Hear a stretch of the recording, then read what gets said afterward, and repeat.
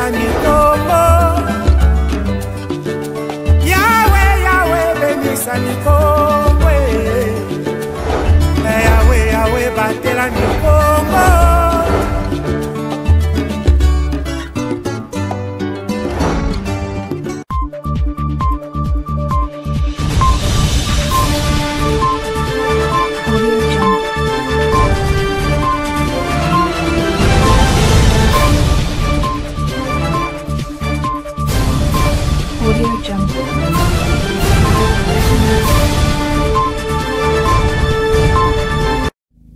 Vous informer, c'est notre devoir, messieurs et dames. Bienvenue à cette édition du journal.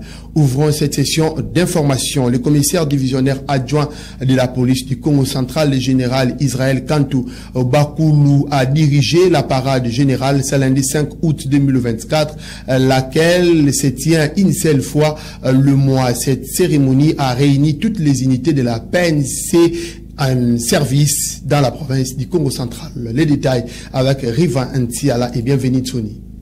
Le terrain de football du complexe sportif d'Amar a réuni toutes les garnisons du service de la police du Congo central dans la traditionnelle première parade générale du début du mois, dirigée par le commissaire divisionnaire adjoint, le général Israël Kantou Bakoulou. Le numéro 1 de la police nationale congolaise en province a conduit cette cérémonie en 2 étapes. La première contenant 3 points, la discipline, les missions, lesquelles contient la mission ordinaire, la mission extraordinaire et celle spéciale. Enfin, le patriotisme comme dernier point. Le général Israël Kantou a interpellé ses troupes à un comportement, celle d'une police éducative, laquelle fait honneur à la tenue, ainsi que le devoir de protéger la population et ses biens, preuve de discipline. Une police qui respecte sa mission et celle qui ne procède pas par des arrestations arbitraires, ne fabrique pas des infractions et éradique le banditisme urbain dans la société. Le commissaire divisionnaire adjoint a invité les agents de la police à servir la patrie, de respecter les autorités du pays, celles de la police et œuvrer selon les lois qui régissent le service. La présence, la permanence, l'abnégation et la rigueur dans le travail est obligatoire. Dans la deuxième étape de la parade,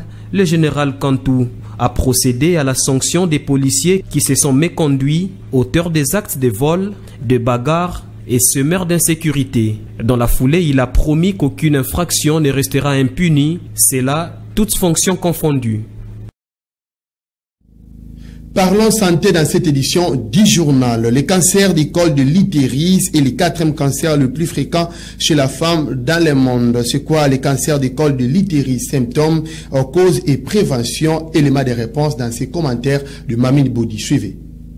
Les cancers du col de l'utérus demeurent un sérieux problème de santé auprès de la femme. Son apparition est plus souvent liée à plusieurs facteurs de risque. À l'échelle mondiale, les cancers du col de l'utérus est le 4e cancer le plus courant chez la femme et touche particulièrement les femmes dont l'âge varie entre 20 et 30 ans.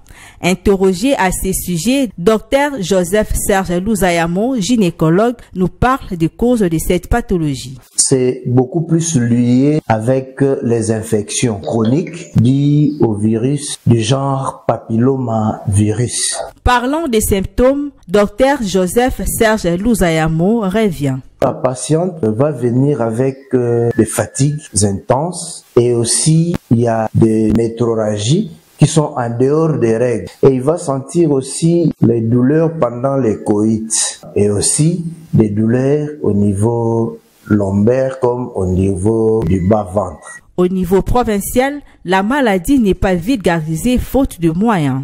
L'État congolais, combien il loue à la recherche, je ne sais pas, mais il y a des cas. Dans nous, en tant que cliniciens, nous en trouvons beaucoup ici. Il y a beaucoup qui en meurent. Il est recommandé de se faire examiner tous les 2 ans pour s'assurer de sa bonne santé. Généralement, on doit faire les frottis au niveau du col de l'utérus à la recherche de ce virus HPV, Human Papilloma Virus.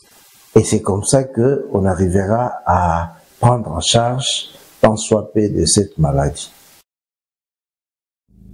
Changeons des chapitres. Le bureau provisoire du Sénat a rendu public les calendriers réaménagés pour l'élection du bureau définitif. Ceci après les consensus trouvés entre la majorité et l'opposition sur le partage des postes. Les détails, suivez.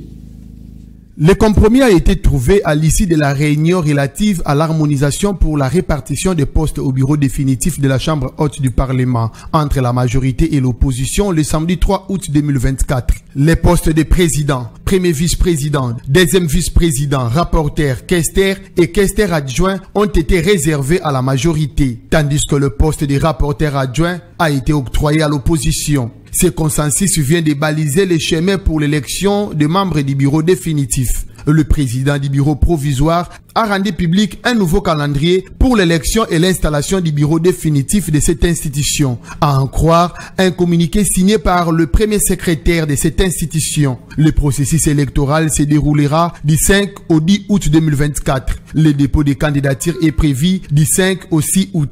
L'examen des dossiers, les 7 et les recours seront traités le 8 août. La séance plénière d'audition des programmes des candidats est prévue au 9 août prochain.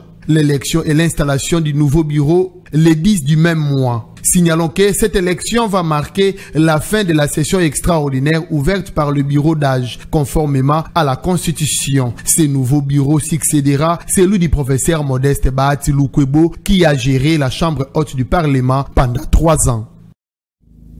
Restons toujours dans le même chapitre, messieurs et dames. Le processus de l'élection du bureau définitif a bel et bien débuté ce lundi 5 août au Sénat pour le compte de l'Union sacrée de la Nation. Jean-Michel Samalukonde Kiengi et le professeur Modeste Bahati Lukwebo ont déposé leurs candidatures respectivement au poste du président et au poste du premier président de cette institution. Je vous propose donc de suivre ces propos du candidat président Jean-Michel Samalukonde Kiengi.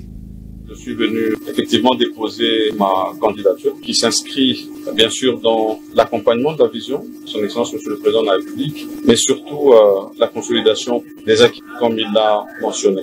Et je voudrais préciser que c'est au poste de président de cette chambre que j'ai déposé ma candidature et rappeler que notre règlement d'ordre intérieur du Sénat, moi en tant que sénateur je suis astreint à le respecter, demande à ce que ceux qui veulent aspirer à des fonctions au bureau, la chambre doit faire preuve de plusieurs qualités, de probité morale, d'expérience. Et je pense que dans le cadre de cette expérience, j'ai apporté à cette chambre, en tant qu'ancien parlementaire, puis ayant eu l'occasion aussi d'avoir la gestion des questions publiques. Plusieurs centaines d'enfants sont nés de casques bleus déployés dans la partie est de la République démocratique du Congo après des relations sexuelles consenties ou abusives. Plusieurs femmes ont saisi la justice. Un élément de nos confrères de TV5 Monde. Suivez.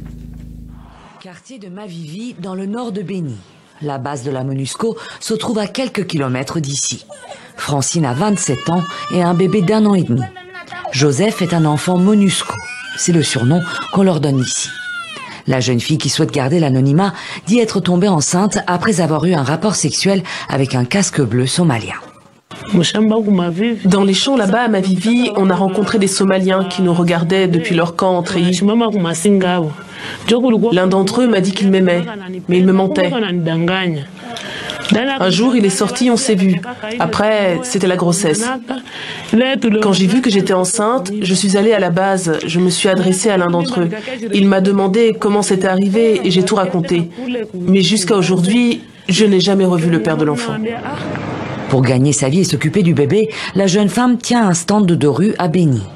Avec le départ programmé des casques bleus, elle espère encore retrouver le père de l'enfant pour qu'il prenne enfin ses responsabilités.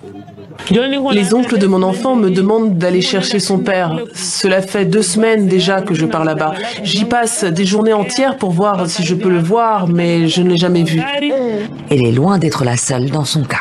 Il y a d'autres filles qui ont mis au monde des enfants avec les casques bleus. Alors on s'est organisé et on va trouver un avocat pour aller en justice et voir ce qu'on peut obtenir.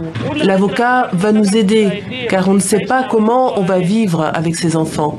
Comment vivre avec un enfant alors qu'on n'a pas de travail? Déployant en République démocratique du Congo depuis 25 ans, la mission onusienne a échoué à mettre fin au conflit dans l'est du pays. Alors que la MONUSCO s'apprête à plier bagage, le bureau communautaire de Mavivi, dédié aux plaintes pour abus et exploitation sexuelle commis par les personnels onusiens, poursuit son travail. Si tu es personnel des Nations Unies et que tu es dans ces mafias-là, il faut savoir que ça c'est interdit. Depuis la mise en place du mécanisme d'alerte en 2016, une centaine de plaintes a été déposée ici, notamment par des mères d'enfants nés de relations avec des casques bleus. Des relations sexuelles consenties, monnayées ou bien des viols. Jusque-là, on est dans une centaine de plaintes et cela vient de plusieurs endroits. Donc on parle de Béniville et territoire ici. On peut avoir des plaintes qui viennent de Kamango, Peringeti, Maimoya, Mavivi, Beni.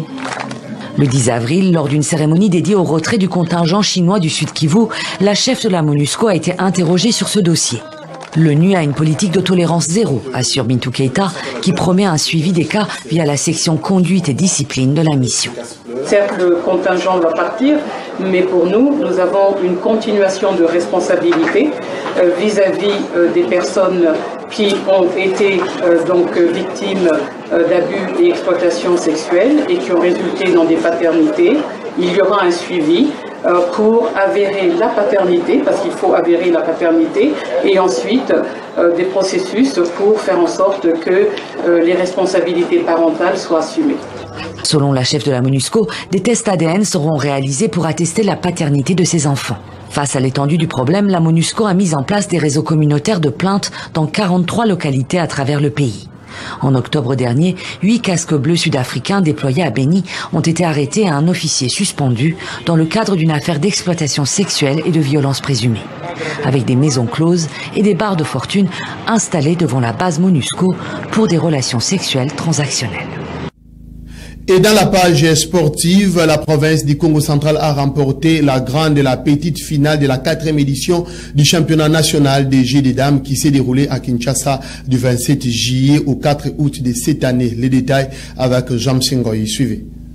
Le Congo central est monté sur la plus haute marche du podium à l'issue de la 4e édition au championnat des Jeux des dames qui s'est déroulé à Kinshasa du 27 juillet au dimanche 5 août 2024. La grande finale a opposé deux grandes provinces. Le damiste du Congo central, Dilunda Disanda Kolis, a battu celui de Kinshasa, Ngoma Ntiaku.